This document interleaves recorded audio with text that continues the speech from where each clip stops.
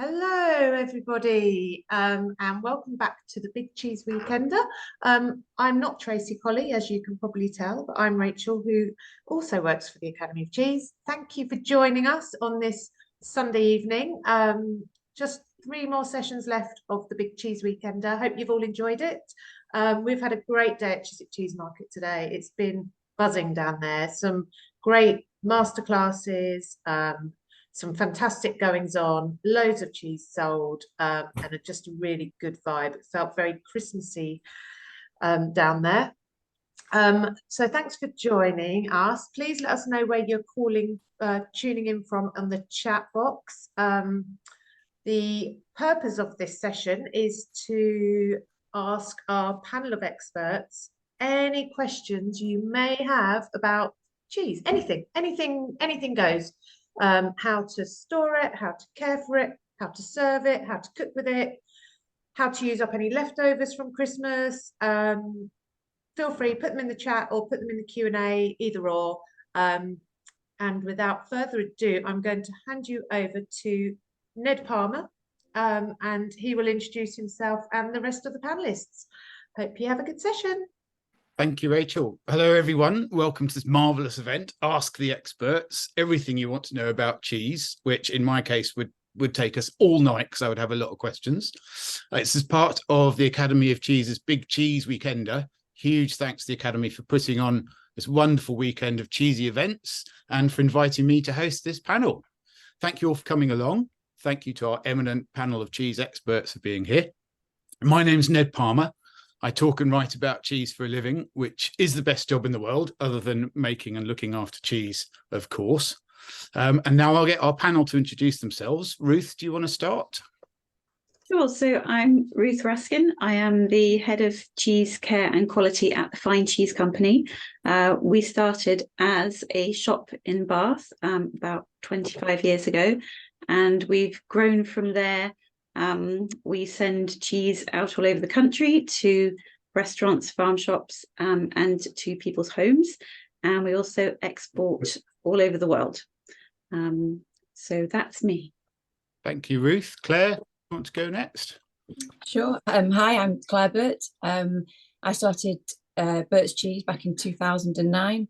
And we were just a small dairy based outside Holmes, Cheshire. We make a soft blue cheese and others too, but mostly soft blue cheese. Bill and Catherine.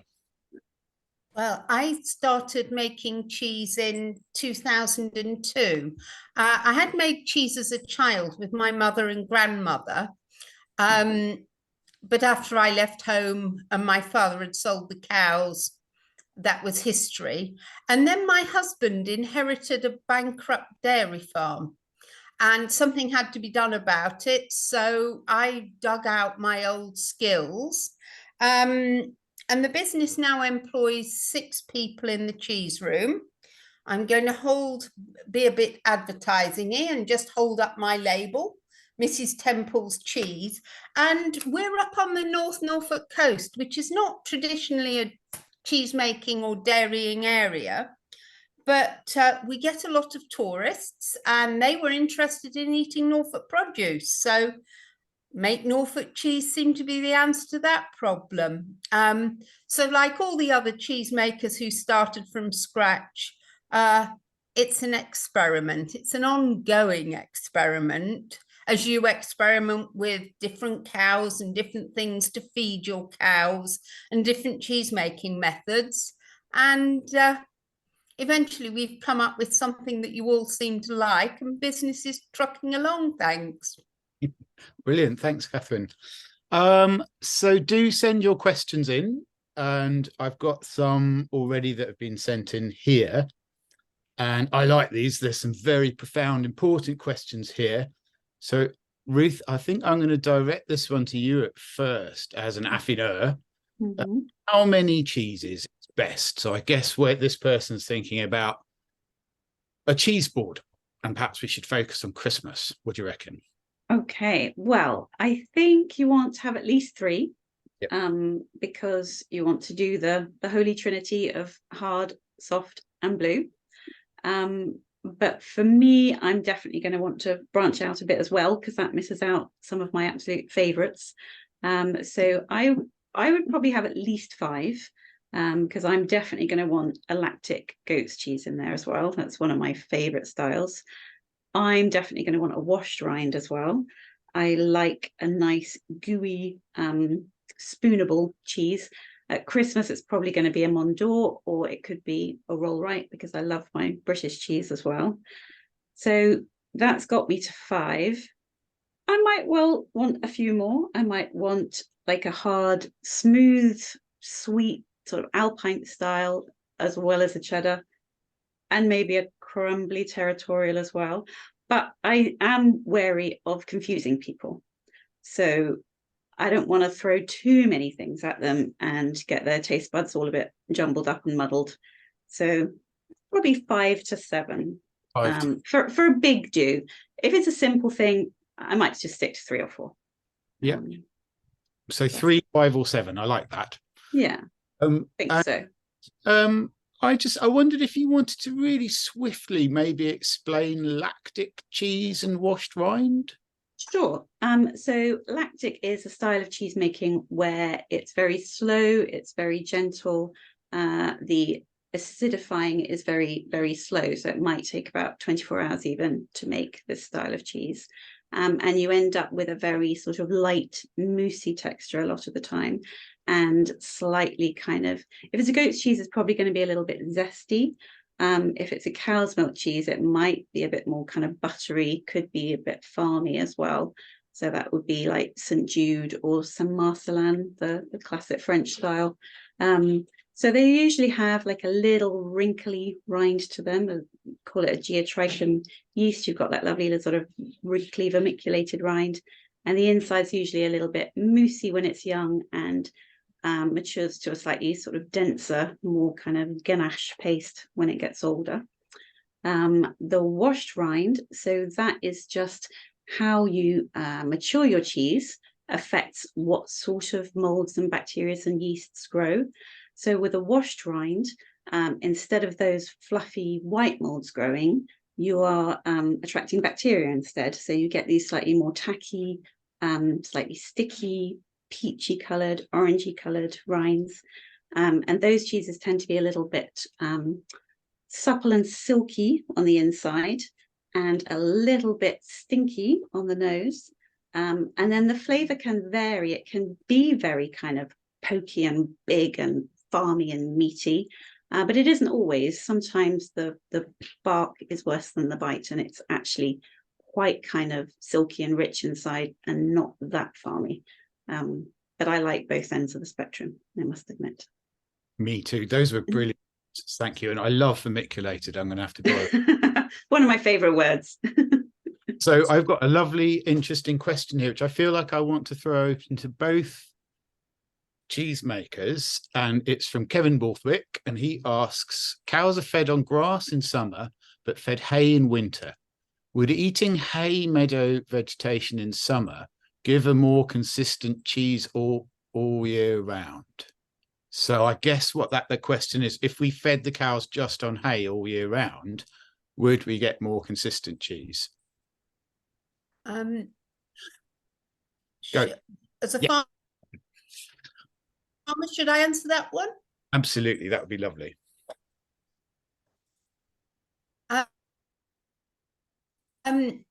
We notice that the quality of the milk really does change with season according to how fast the grass is growing. So I know the number of goat's cheese makers maintain consistency in their product by keeping the goats on hay only. With our cow herd, we just don't have the resources to do that, because if you're going to feed them on hay all the year round, you've got to have a place to dry that hay and a place to store that hay. And there's also a risk to staff, because hay can be dusty and it can make the staff cough.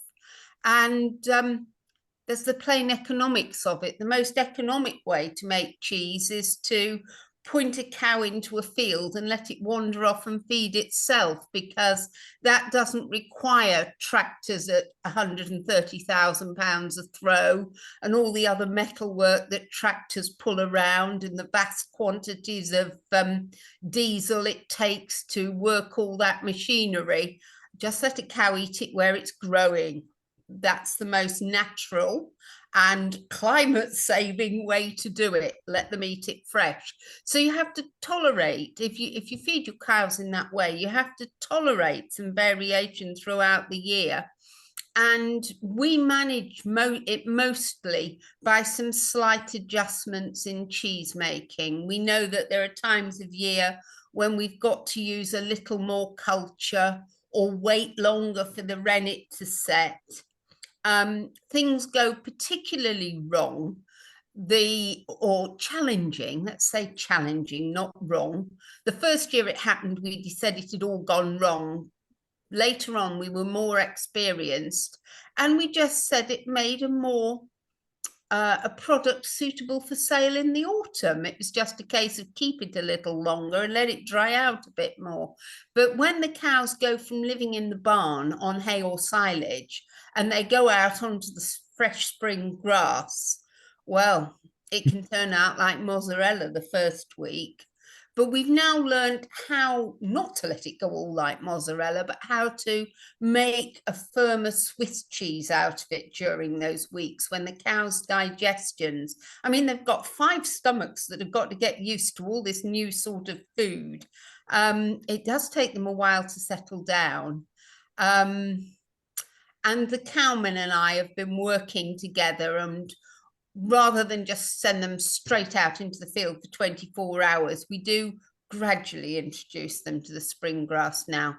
But I tell you, those cows love going outside. It's surprising how many phone calls I get telling me I've left the cows out in the rain. Cows were built to live out in the rain. But when you show them a field of grass after they've been in the barn for the winter, they frolic and dance, and you wouldn't believe that a ton of cow could go so far up in the air, because they really do frolic and gamble and play when they first see those flowers in spring. They are so happy. And I must say that you can see videos of happy cows dancing online, and they are heartwarming. So definitely, when we finished here, go and look at pictures of dancing cows, because it's really joyful. And Claire, do you, forgive my ignorance, I think you buy your milk, is that right? Yeah, so we're based on a Bidley Dairy now. So we moved on to Bidley Dairy in February this year. So we were taking our milk from Bidley, but we were sort of 6 miles down the road. We're now actually sort of nestled on the farm next to their milk processing. So we're still learning.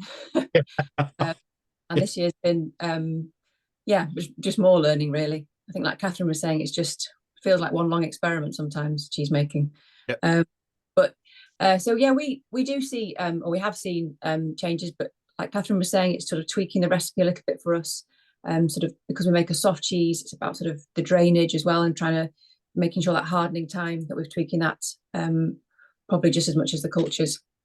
But yeah, so it's sort of, and I suppose seasonally as well, we noticed, just because we've got quite a small, I'd say it was purpose-built dairy, but it's not sort of all singing, all dancing.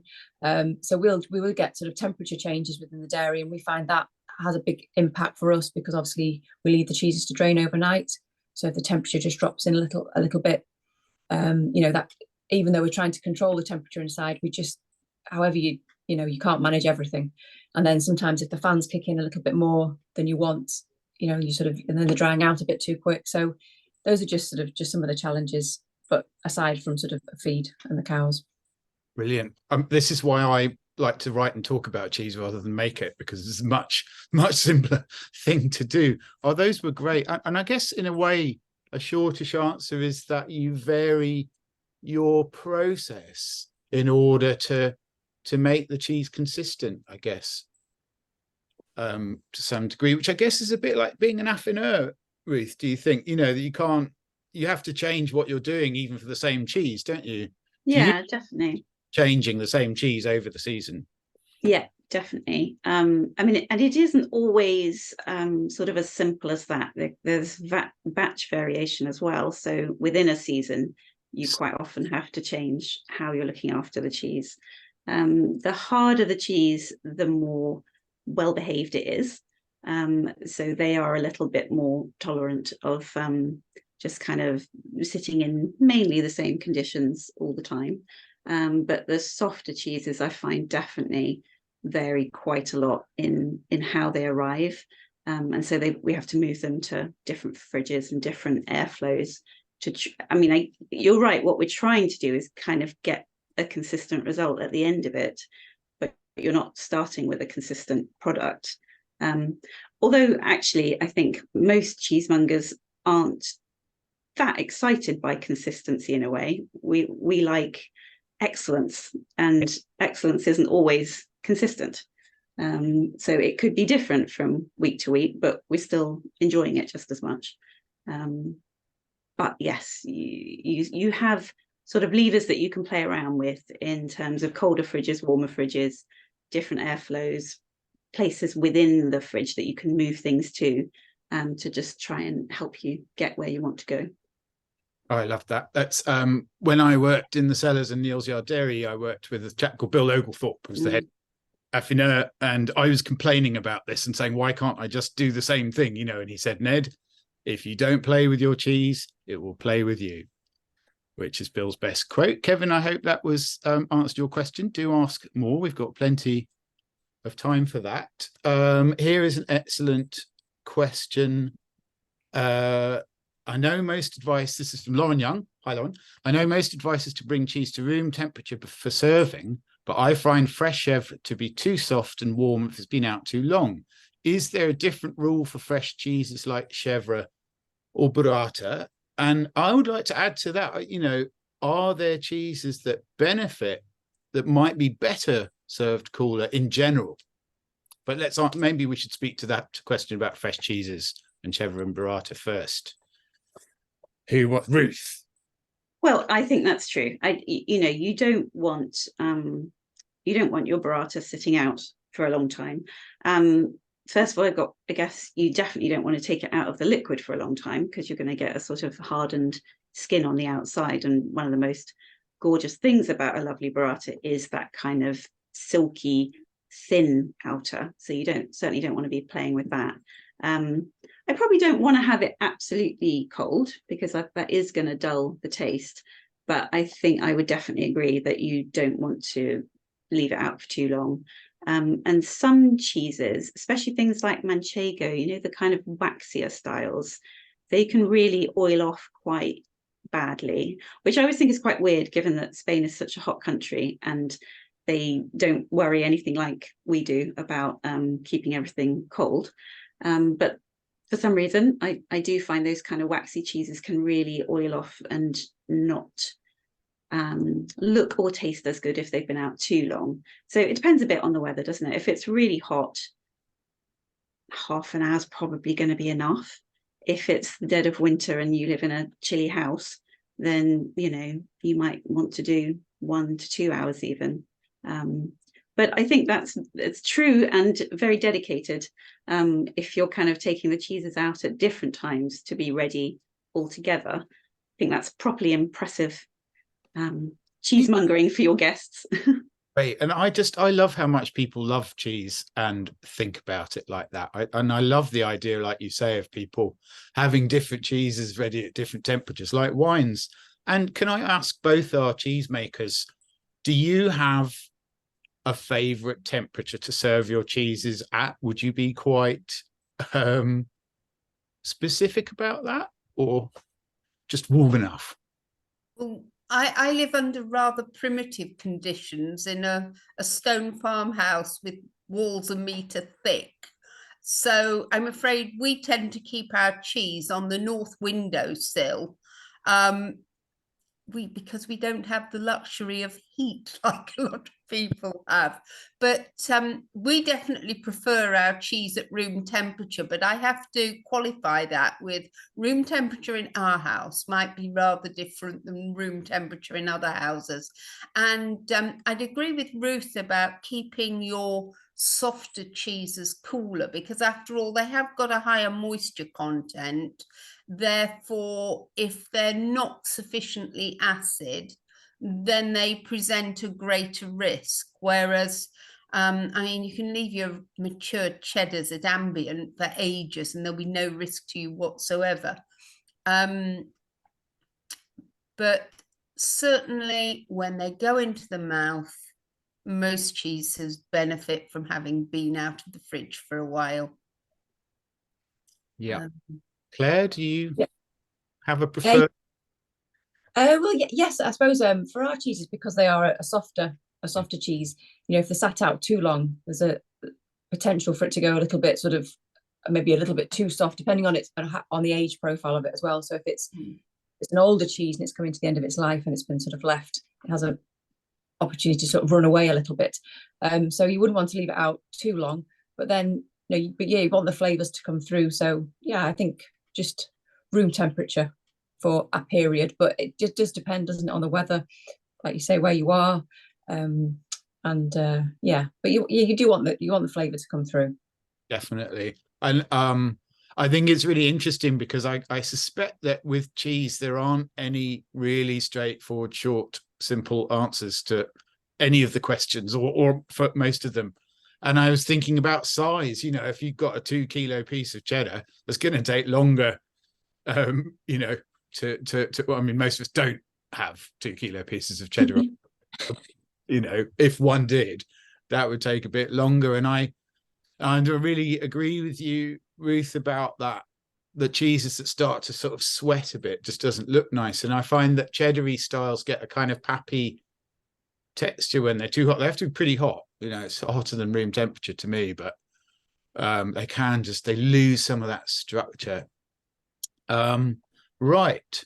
So I'm thinking a lot about Christmas, and I can see that other people are. Should we talk a bit about what wines or other drinks we might match? I keep picking on you first, Ruth. Is that all right? That's okay. I don't mind. Speak to that, and I want to ask the others what they have with their cheese too. Yeah, so I think there's 2 approaches to the whole cheese and what to drink with it. And I think it's the approach where you're really concentrating on pairing and thinking about creating the perfect combination. And I think if you do that, every cheese really needs a different combination, you know, because they're so different. You know, they're all milk, salt, rennet cultures, that's it. But each one is so different in flavour and texture and mouthfeel that if you want to do it really properly, I think 5 cheeses need 5 accompaniments. And that is fun, but actually most of us probably aren't going to do that. So I like generally to find something that I think goes well with pretty much everything. And for me, I think there's 2 routes, and I'm kind of a lunchtime evening change there. So evening I would go for a white wine, and I would go for something quite rounded, something quite fruity, but with a bit of acidity, a good sort of backbone in there.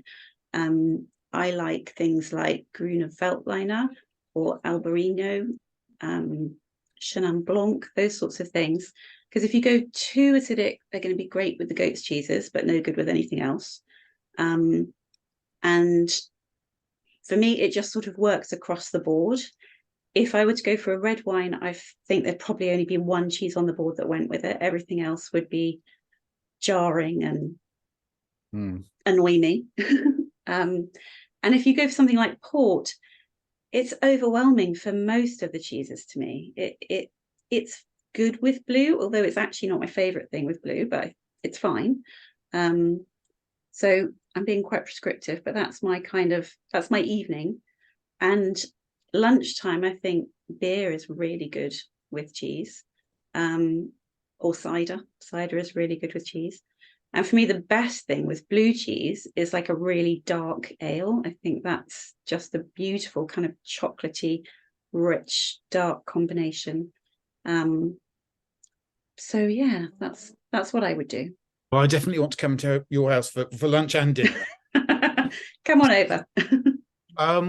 What, just quickly, you said you don't think that port can be a bit overwhelming. What is your go-to apart from the beer then? That you did answer. What about a wine for a blue cheese? I mean, quite a sweetish white would be my choice. I'm not crazy about the really, really, really sweet whites, although I do think they work. They work brilliantly. They're just kind of not my favorite. Or like a sherry, like a Pedro Jimenez would be very good.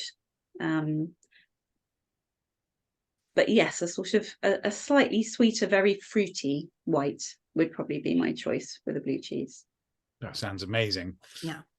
Claire, is there anything you like to drink with your cheese? It could be a nice cup of tea. It doesn't have to be booze.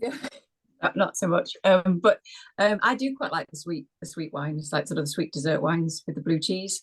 I think there's sort of there's a Greek sweet wine called Samos that my husband's managed to sort of root out, and that was I think that goes really nicely well with blue cheese, but our blue cheese. And maybe if I was going for a port, I'd go for sort of like a chilled tawny port, so something a bit lighter, but keeping it chilled, but not quite as overwhelming as some of the sort of the bigger ports and things. But yeah, I quite like the sweet flavors and sweet wines to match. That's my preference, I think. Blue, I feel like there's something with sweetness and blue that works really well, and I haven't figured out why yet, but it feels instinctive. Do you know what I mean? There's like salty caramel or something like that. Yeah, so we did a pear and blue cheese ice cream for the weekender that we just did the event yesterday, and again it's that sort of like that sweet, salty, savoury flavours. They just, I don't know quite why they work, but they do, and I like that. I like it too. I bet in France there's a university where they studied the molecular thing behind that, and they'll be able to tell us why that works so well.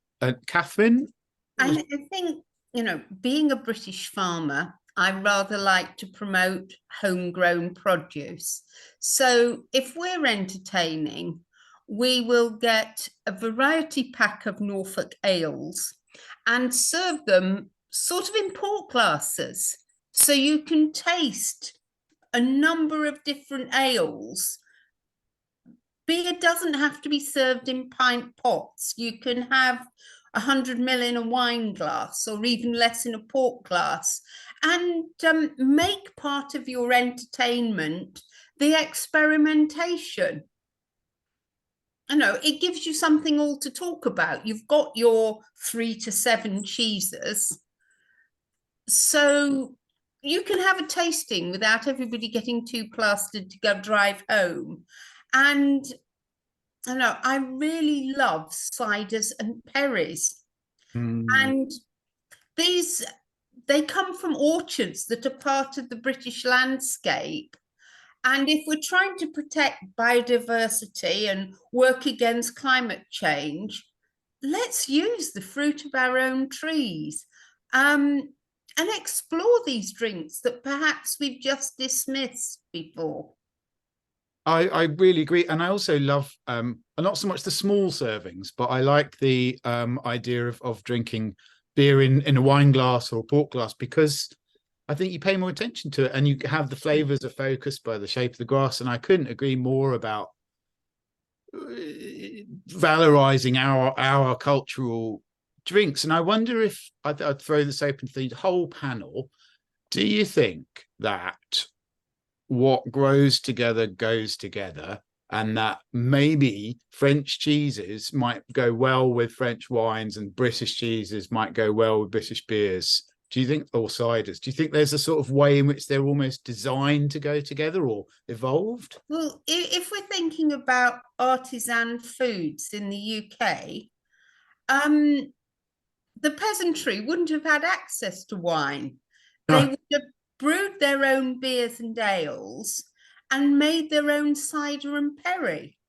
And that was what the majority of the population consumed together. So let's encourage people to embrace the wealth of our nation, because we've got some lovely flavors. We are getting some jolly marvelous wines. I must admit, during the food fairs, I've been having a snifter off neighboring stalls, and we are getting some excellent East Anglian wines. And I'm sure in whichever region of the south and the southwest you're living in, obviously, I'm not quite sure where the most northerly vineyards are, but they are certainly mushrooming through East Anglia and along the South Downs. So there are all sorts of things to explore. And for a Christmas treat, why not have a look what's grown within 100 miles of where you live? I'm sure I'm not making myself popular with the wine society here, but you know, I'm into improving British soils, and growing trees promotes British soil retention on hillsides. So let's drink that cider, please. That was an excellent answer.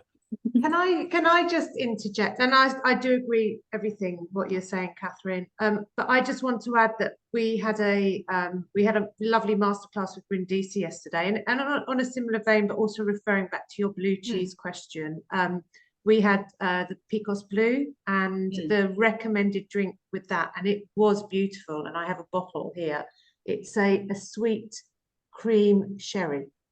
So yes, again, it produced the same country, and it was divine. So a sweet sherry with blue cheese works so well.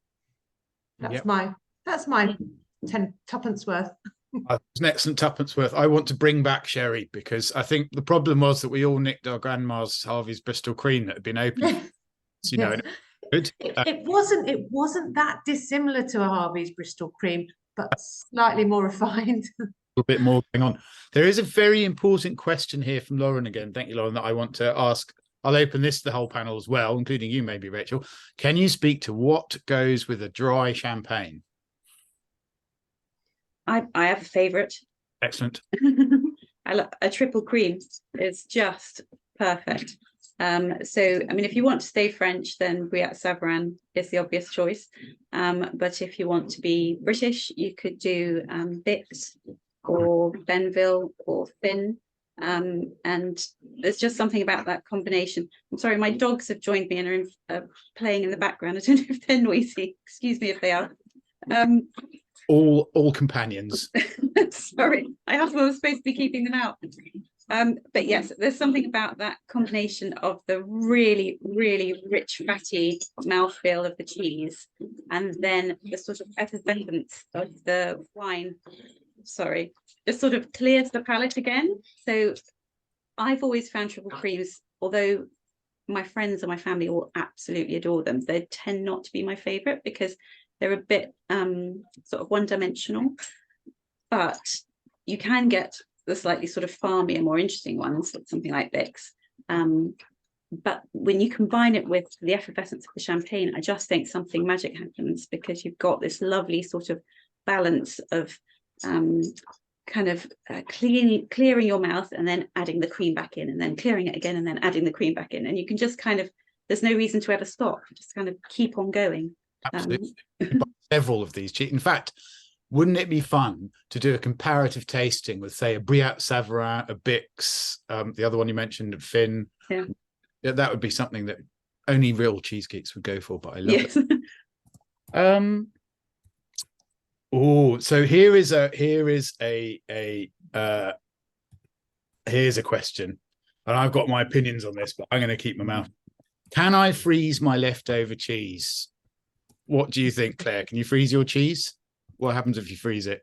Well, we have tried, just out of interest, to sort of freeze our cheese, and because it's a soft cheese, I think because they go through like that freeze thaw sort of process, it just changes the texture.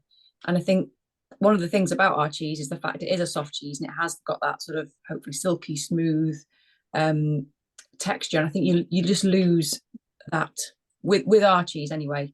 But if you were going to freeze it and then, you know, you just use it up within cooking, then I would do that. But I think if you're going to enjoy it at its best, then I wouldn't personally.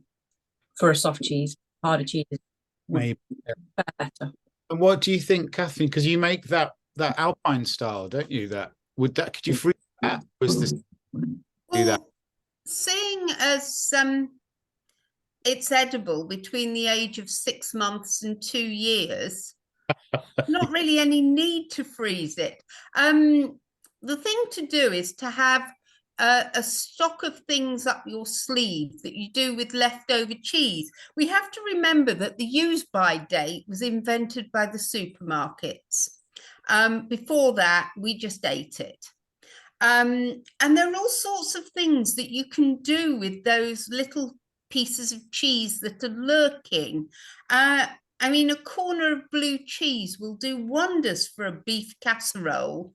And you can just crumble stuff over vegetables and flash it under the grill before you serve them. Cheese doesn't die overnight. So unless it's gone horribly green and slimy, it's okay in the back of your fridge. So I'm quite surprised when I'm at farmers market or something and people are buying cheese and they all seem to have got this idea that it's got to be eaten in 3 days flat. And you're sort of pointing out that there's 90 days on a pack of vac-packed hard cheese. And the stuff gets eaten. Mm. And that's what it was for, wasn't it? I mean, in a sense, cheese making was invented to preserve milk. You make cheese to preserve food for the winter.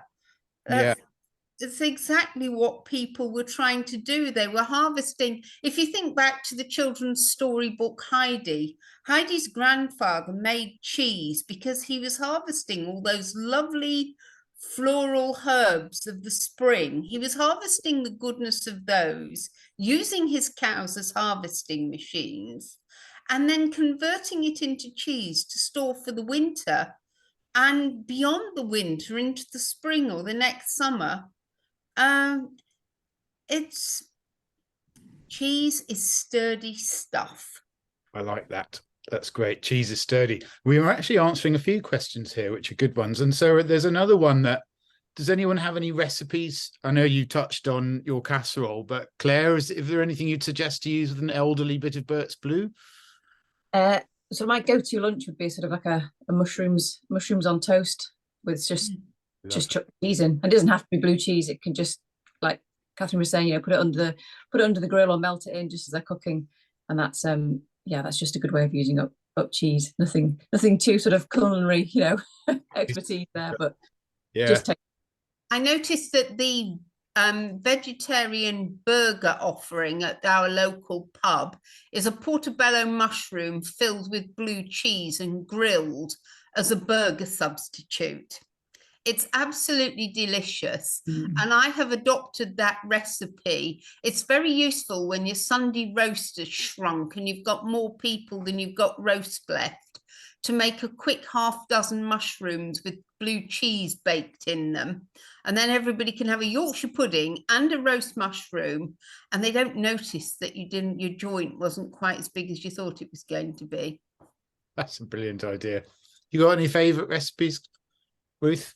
Yeah, well, my favorite is the simplest thing on the planet, but I really love it. So if I've got leftover bits, I just cook up some pasta, save some pasta water, and then just drain the pasta, put that back in the pan, and then just add whatever cheese you want. It's really good with blue cheese, but it's good with anything else you want to.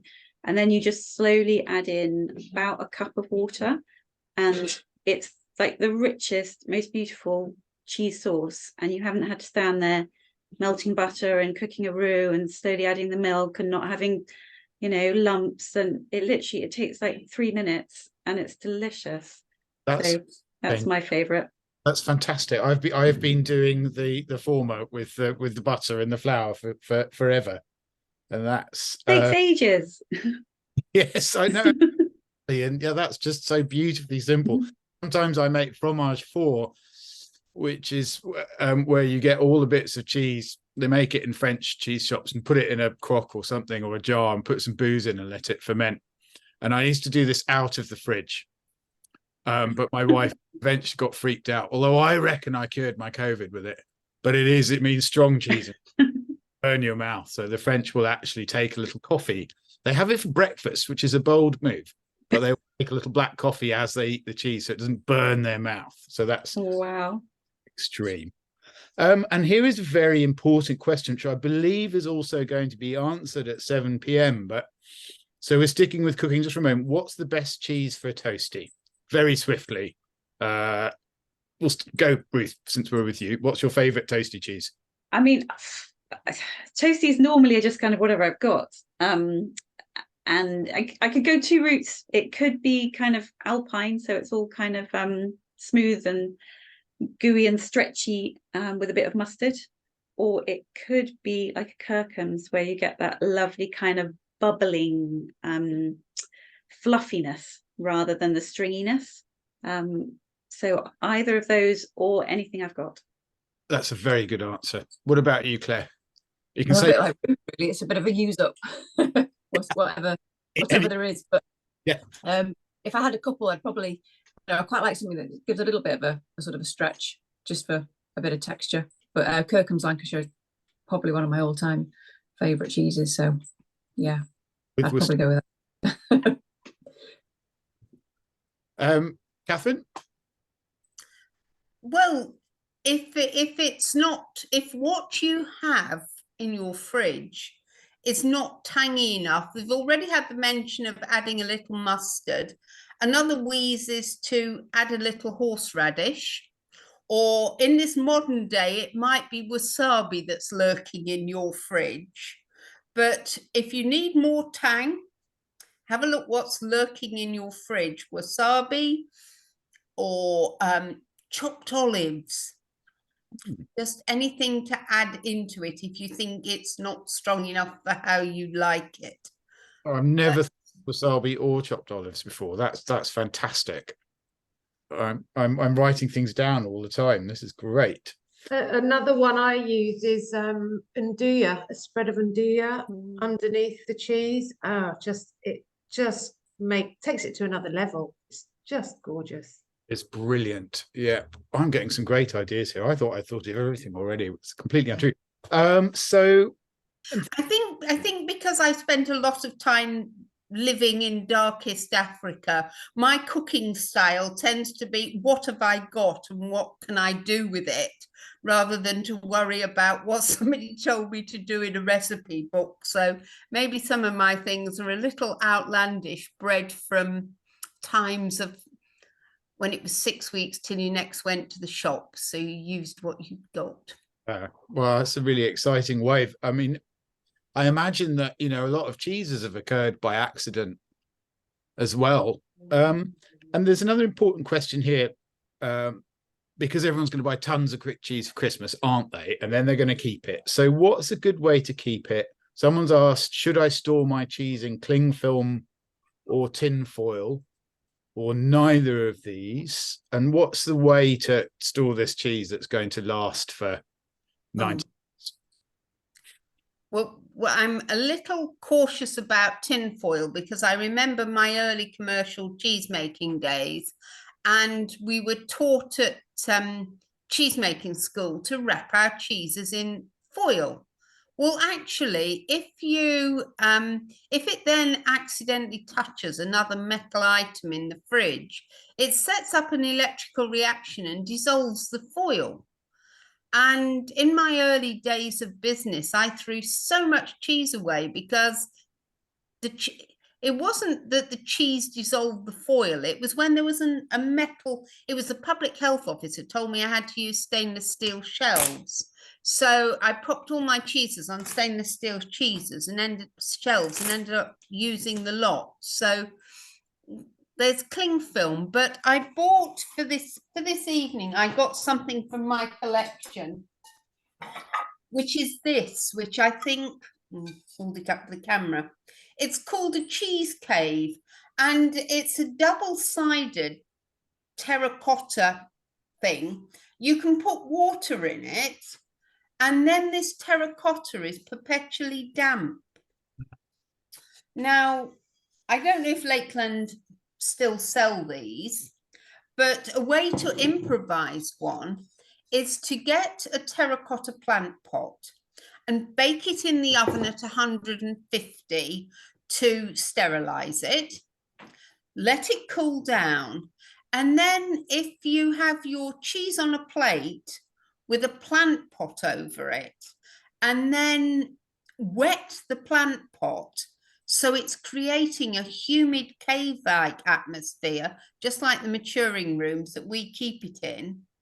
That is a way of maintaining a little humidity to stop it drying out. I mean, cheese goes moldy, but frankly, that's what cheese does.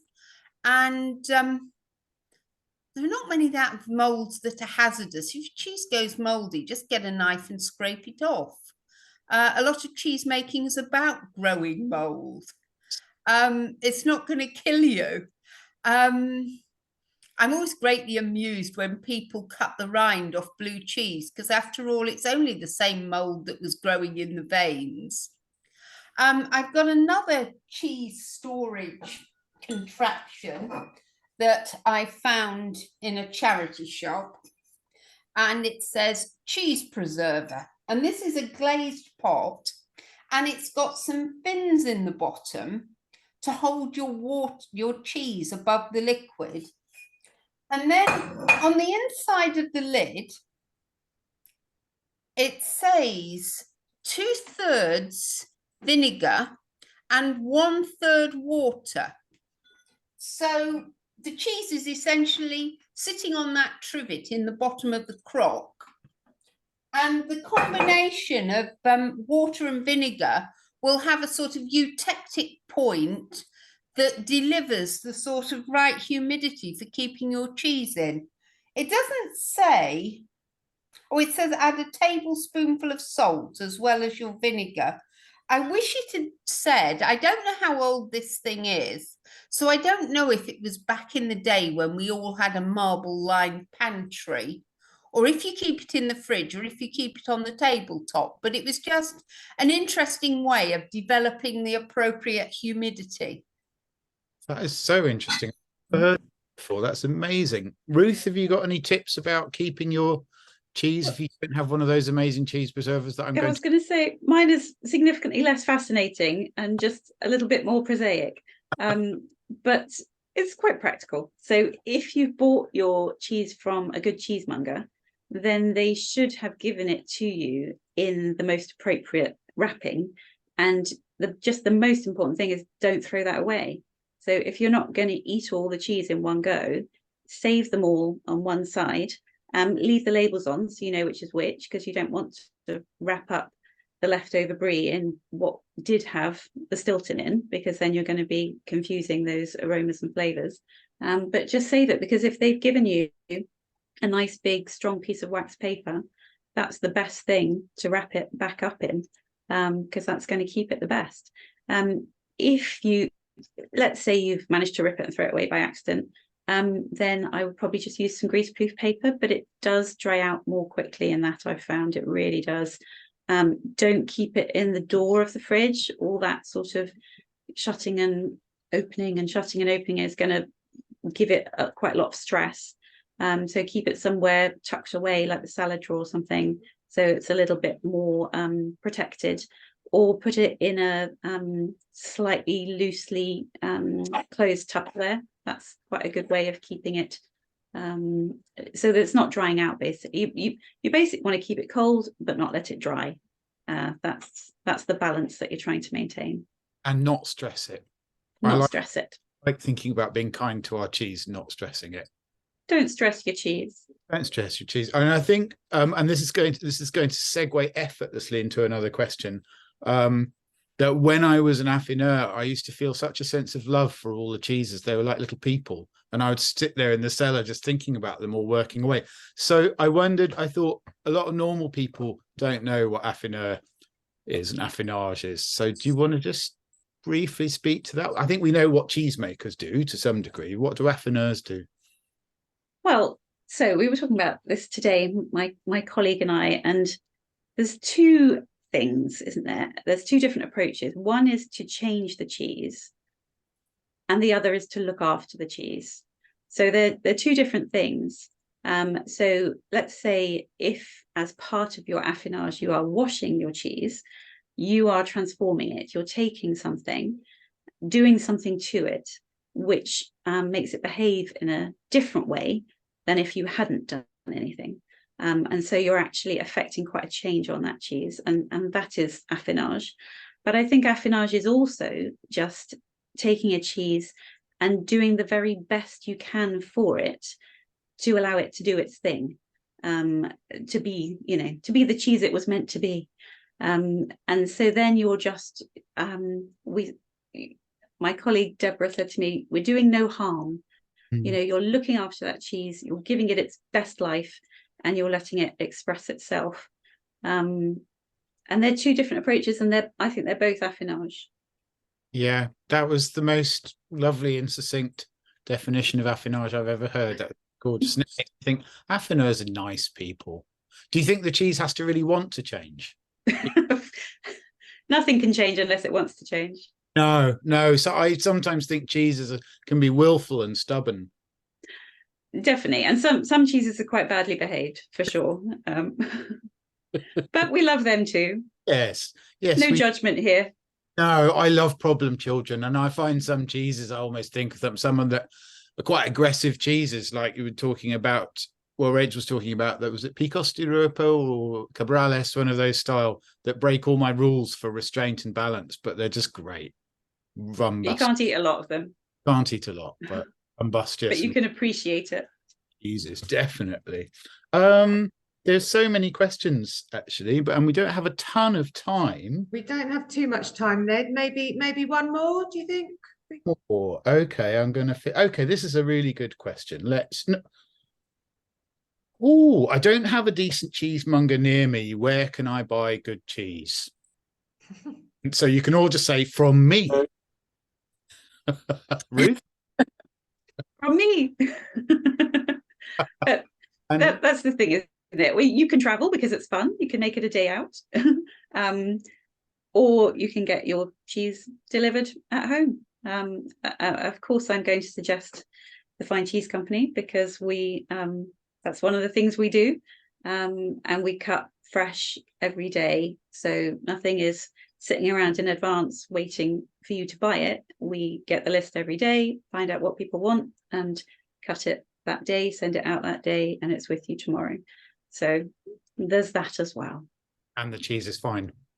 The cheese is fine. The cheese is very happy. Yeah, it's just a short journey, and the chill packs are in there, and not stressed. Reach you. Good.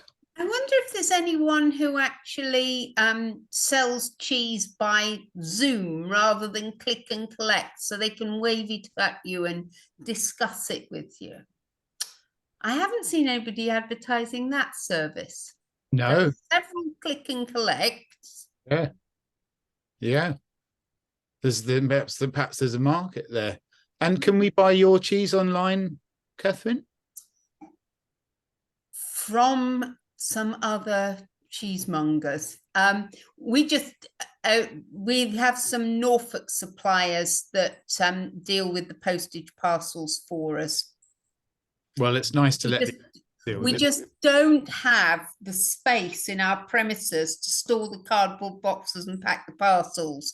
We just use every square inch for making the cheese. So Norfolk Hampers or the Norfolk Cheese Company or the Norfolk Deli deal with postal services for me. And the Norfolk Deli does have a cheese subscription club and will introduce you to a different range of cheeses each month. Yeah. And Claire, can we get your cheese online? Yes, you can buy our cheese online, or you can buy through the Fine Cheese Company. But yeah, I suppose a bit like Catherine was saying, it's hard to be everything, and I think we just have one day when we dispatch from the farm, so we just say Wednesday dispatch is our day, because it's a difficult thing to manage. Online sales is a whole other animal, I think. But yes, you can find us online. Brilliant. I had a couple of deliveries for this weekend, and I'm always so impressed when my cheese. I'm always really excited. Obviously, I can't wait to crack open the boxes, but I'm always really delighted when I open the box and it's always chilled. It arrives chilled. The the little packs they use now are so environmentally friendly. It's all reusable. Everything is reusable. The gel packs are they dissolve in water, so that's fine. The insulation is all compostable. It's brilliant. There's just moved forward so far, the delivery of cheese, and the condition stays beautiful as well. It's perfect. So yeah, highly recommend online deliveries as well. Well, it's so exciting, isn't it? We can have almost any cheese in the world delivered to us. So exciting. I mean, there's lots more great questions here, but how do you feel, Rachel? I think we should wrap it up, Ned. I'd hate to go over into Line of Dairy's time. We've got a video coming up of them nettling their Cornish yarg, so that will be nice to watch. I shall just add with that one, the recording, it was done on a phone in a working dairy, and there are lots of sounds going on behind, so I've been informed to tell everybody to turn the volumes up on their laptops or their phones, whatever they're watching on, so we can hear the nettler doing her business and talking us through it. So but do tune in to watch that. Thank you ever so much, Ruth, Claire, Catherine, and obviously Ned. You've been brilliant, answered I think everyone's questions. I hope we did. Yeah, just thanks ever so much again. Thanks for giving up your Sundays, and we look forward to seeing you next year, if not before. Thank you very much. Thank you, everyone. Thank you. Bye-bye. Bye. Bye.